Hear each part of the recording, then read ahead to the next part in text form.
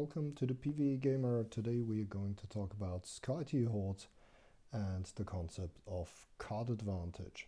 So Skytear Horde is a solo and cooperative game where you want to defend your castle, in this case the Scythe Sanctuary of the faction Kurumu.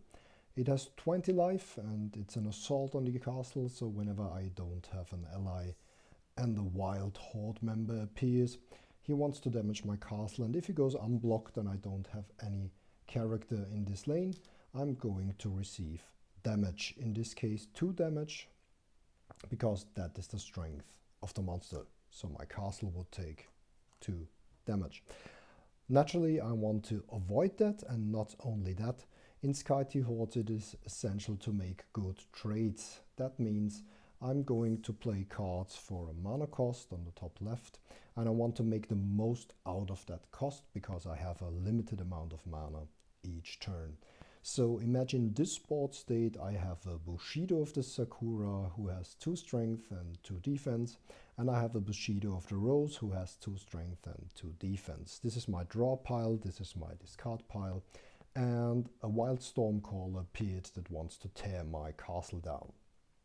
So initially you might be inclined to say, okay, if I've got a weapon in my hand, this attachment gives +2 to an ally of my choice.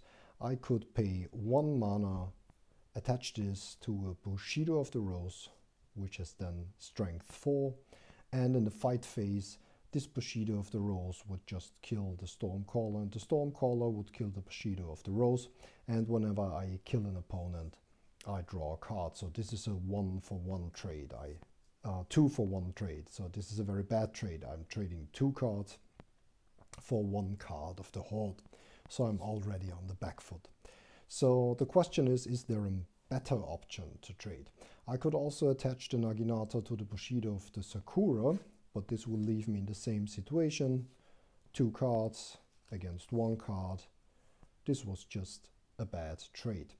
So what I can check out now is, however, if I have this card in hand, there's a certain ability on my Bushido of the Rose which says Heroic 2, and Heroic 2 says if this ally has any damage it gains +2 attack.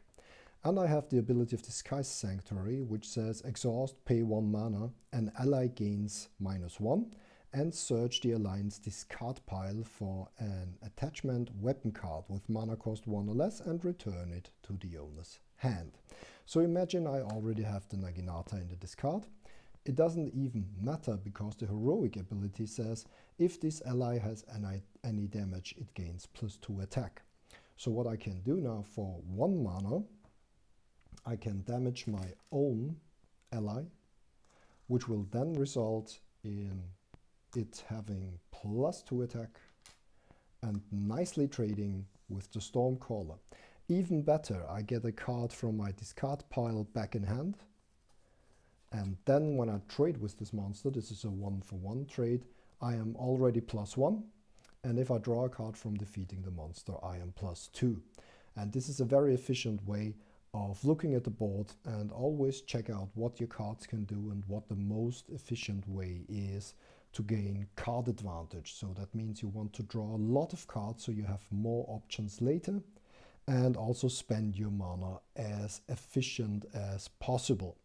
The passive resources you have for that available are the life of your castle and also your draw pile, because the minions will continue to pillage your pile and put cards in your discard pile, and if you don't have any more cards in the draw pile you lose the game, or if you don't have any life left you also lose the game. So this is a passive resource you want to use to the best of your ability, sometimes taking a bit of damage, sometimes pillaging a certain number of cards to be very efficient and win before these passive resources runs out. But this is a very good example of various play lines which have varying efficiency.